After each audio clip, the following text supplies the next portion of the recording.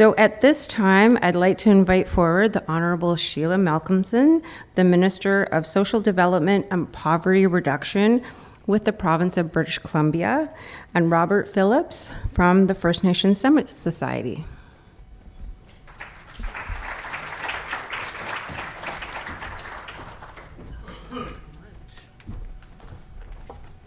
Hello, friends. I was really honored to be here on territory of the Tsleil-Waututh, Squamish, and Musqueam people. I'm Sheila Malcomson. I'm elected in Snuneymuxw territory and deeply grateful for 20 years of being alongside Snuneymuxw's Chief and Council. In all the different ways I've been in elected office, I've always had really strong guidance from many chiefs, and I've always bring that work and teaching with me. I'm honored not just to be Nanaimo's a member of the legislature, but also the Minister for Social Development and Poverty Reduction. It's one of the biggest ministries in the BC government, and all social assistance, disability assistance, Work BC, lots of employment programs. Our community integration specialists that are working in lots of communities all fall under that umbrella. So really honored to lead that work for Premier David Eby and our whole BC government caucus, and also really glad to be in this room and bringing some good news to add to the work and the good work that you've been sharing together. I'm grateful to the elders that are supporting that work, and really grateful to all the organizers and cooks and everybody that's been able to make this gathering possible. We have commitments as a provincial government in our government-to-government relationship. We want First Nations thriving and prospering as full and equal partners in the social and cultural and economic landscape of the province. We want First Nations governments to design and control their public services, designing the policies that then shape how services are delivered in all of your communities. Those are two of the goals of our Declaration on the Rights of Indigenous People action plan that our government has adopted. We're working hard to fulfill them. We're working hard every day. And I'll always say with the deepest humility, so much of the work is ahead of us. And also we need to take the moments to celebrate when we do meet some of those marks and take some steps along a really long path. I've been hearing First Nations governments and their administrations have faced challenges attracting and training and recruiting professional staff. All of us in any government need talented public service professionals. It's vital for everything that we do. I'm told that this has been a topic in rooms like this, both from First Nations leadership and to First Nations leadership, and I really raise my hands to First Nations Summit for being the gathering place of that advocacy and that call to action. It certainly was a topic that I heard this month at First Nations Leadership Gathering. I had about 25 meetings or something with different chiefs and councils, and just so often I heard a couple of themes especially on the employment side. You know, our elders are in community. They want to be cared for well. They want the young people to be home, but also the young people want to be trained in or close to their communities in a way that is designed and for them, embedded in community, embedded in culture, but especially not to have to leave, to be so far from home in order to get the skills that then you can bring back home to support the community that remains. So our government knows that there is very strong capacity in First Nations, and we know that we have to be the ones that fund that service and that capacity sometimes. And so that is why I'm so honored today to be able to bring you the news that our government is funding $5.5 million to the First Nations Summit work for First Nations-led training and mentoring, supporting, yes.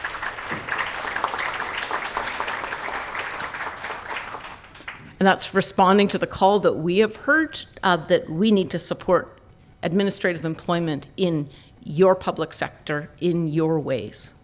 So that is $4 million for 3 years of First Nations-led training programs for strengthening and further building out that public service that we know is already doing really good work in your communities.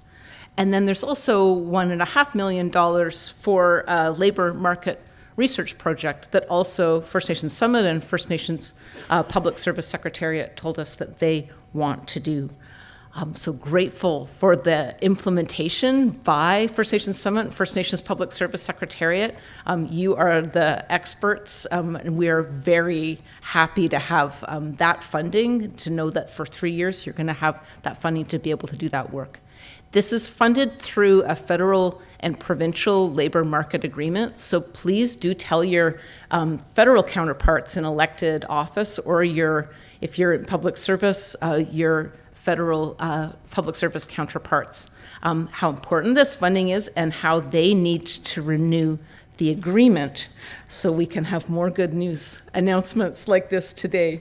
I'm really grateful to Robert Phillips and to your team for doing the leadership work to call for this investment, but also then to distribute it and to actually do the hard work. I know that First Nations Public Service Secretariat has already started the work of expanding mentoring networks, providing greater support already to First Nations staff in First Nations governments. This networking conference is supported by this funding. And I think I might have some of the members of our SDPR team in the room. Is that true? Do we have people from my own public service here? No. My colleague Hasham Cameron is here, and if anybody wants to leave their business cards with him or get mine from him, then we can make sure that we keep that connection. This funding announced today follows on other funding that our government has made, again, in direct call in response to your leadership and what you have said needs to be done. The Well-Being Fund that is also administered by FNPSS, $15 million. That's open just until December 31st. Again, very grateful to First Nations Summit for calling for that work and for having the structure to distribute it throughout the province. We've got education and training opportunities during the Gathering Our Voices Indigenous Youth Leadership Conference. We're funding that for another 5 years. Put your hands up if you have been part of Gathering Our Voices. A couple of you, thank you. Come and tell me how it was. And yeah, I'm just so inspired to be there this year. We've also funding, and we're again implementing together, an Indigenous tourism training initiative, also Indigenous food systems and agricultural skills training, and also what we call community employer partnerships. We've got a whole bunch of them that are First Nations government-led. One that we're just about to announce around security guard training in a bunch of communities, like the one I can think of is Duncan. I think Terrace has got one as well. Again, ones that are First Nations led. And then another example of training in administration, hospitality, construction, information technology, and transportation that is being run through the Taku Tlingit First Nation. Yes, there you are, you're rock stars. Thank you. Great, come and tell me more about it too. I want to take some stories home. Any of the outcomes, like the people stories that arise from this work, it's really, really helpful for me to hear them. I'm honored to hear them. It helps me then inspire my colleagues in cabinet and my finance minister and all the ways that we can really tell people stories about when we work together, that we can do better. All of this work is embedded in partnership. There's great power working for people, using that foundation of working together in partnership as people. I'm so grateful to be with you today. Looking forward to hearing Robert's remarks, and grateful as always for the work that you are doing in your communities, changing lives. I'm truly grateful. Thank you.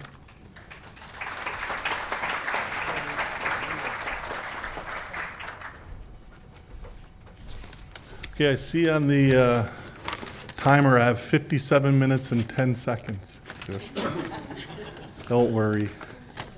I know it's been a long and interesting and quite eventful last 2 days. And first of all, I'd like to acknowledge the Tsleil-Waututh, Musqueam, and Squamish, and really appreciate you in allowing us to have this meeting, this conference here.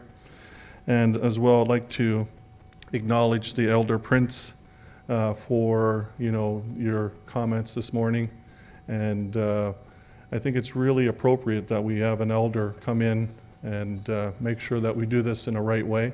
So commend the First Nations Public Service Secretariat and the organizers for doing that. And as well, Minister, really appreciate seeing you. We had a discussion prior. I told her that you can tell us what you're doing and what you're announcing, and I'll tell you what you should do. No, I'm just joking.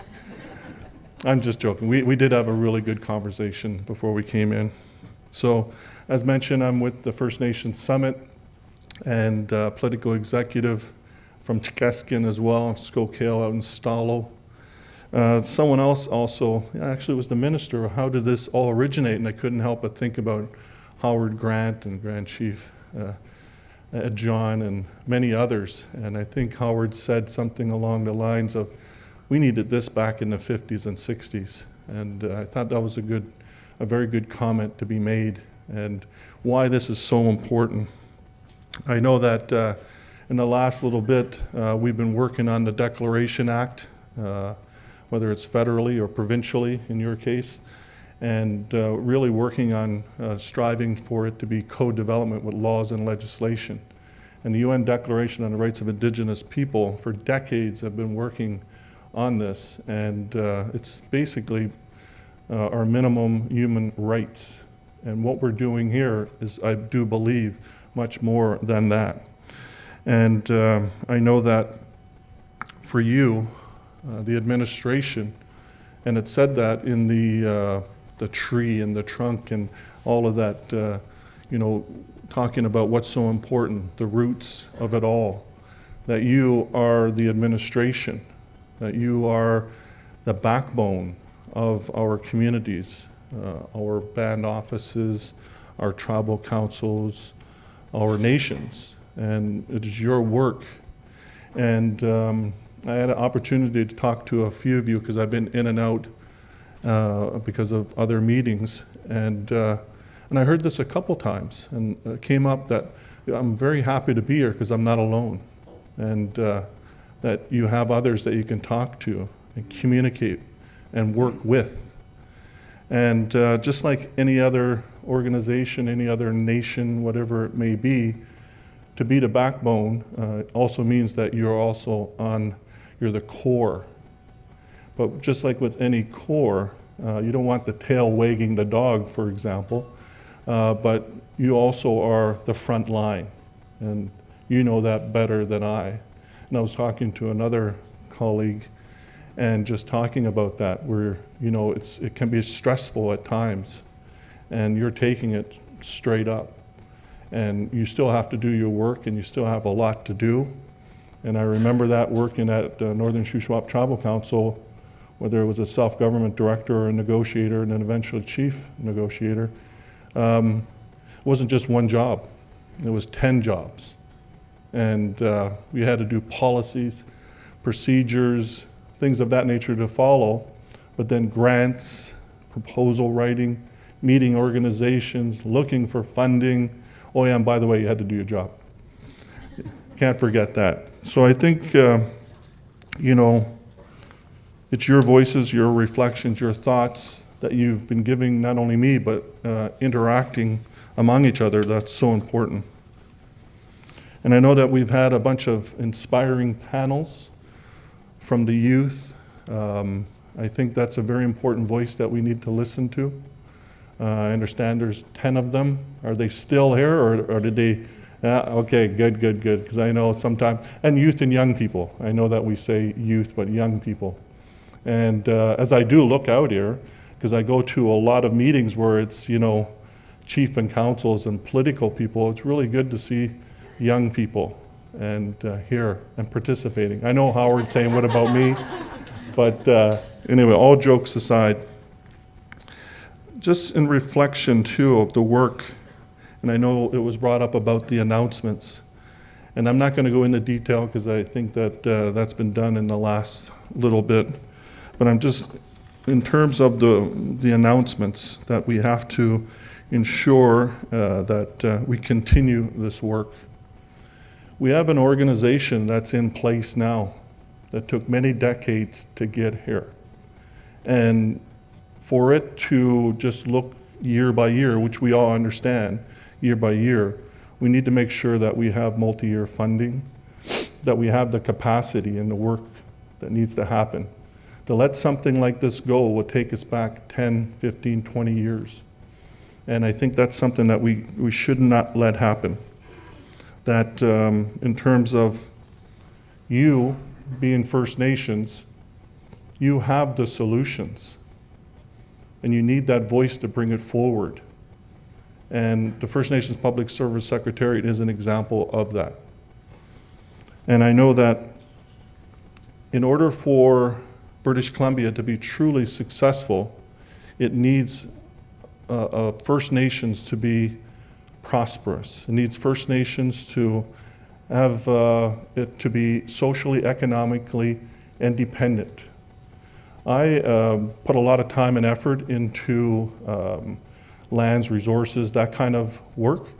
But one that I know that's very important is this First Nations Public Service Secretariat. Because not only are you developing that work and making that work happen, but we also need to look now at future generations and look ahead towards the future. And so that's why I've been in considerable, just thinking a lot about it. What organization could help us move forward in terms of governance that could help us with what we've been calling for in laws and legislation, data sovereignty? What organization could do that? Because I see all these organizations all around that are doing a lot of good work, but we need that backbone, we need that core. And I think that's what you are, and that's what you're doing. And I think, not that I want to put another job in front of you, but I think that's something that you really, truly have to think about now. And I know you've been thinking about it, and I'm just coming up here and kind of saying it, but I wanted to especially say it in front of the minister and the premier and the cabinet, because as I think about this more often, this is the direction that we have to go. So I'm trying to follow the notes, sorry. So, you know, there's research needed, there's data, there's market labor, there's all this work that has to be done. And for thousands of years, we've taken care of the land, the resources, our children, our people, our elders. And now we're getting into discussions around water, so important. And why this is so important to you is because, again, you will be the ones that will, once we get these authorities, once we get this jurisdiction, you will be the ones that will be implementing this work on the ground, so to speak. So when I hear people say, you're doing all this work up here, it is because of the work here on the ground. And that's the work that you're doing. So I do believe the First Nations Public Service Secretariat is in a perfect position to do that work. And I do believe that as we move forward, First Nations can implement these governing authorities that we've done for thousands of years.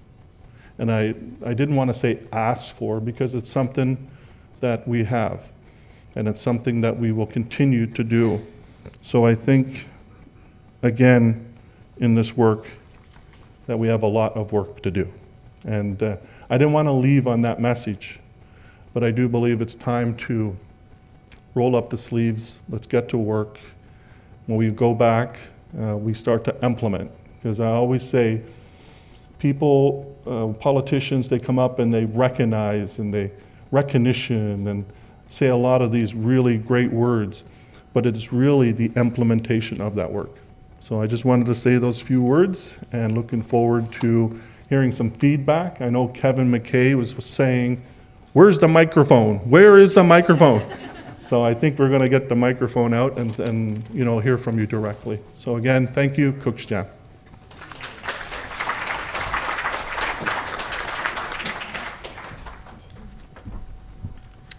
Thank you so much, Minister Malcomson, and thank you so much, Robert Phillip. We have a small gift to give you before you leave the stage, and I know that you have another meeting right after this, so thank you so much for coming and providing those comments today.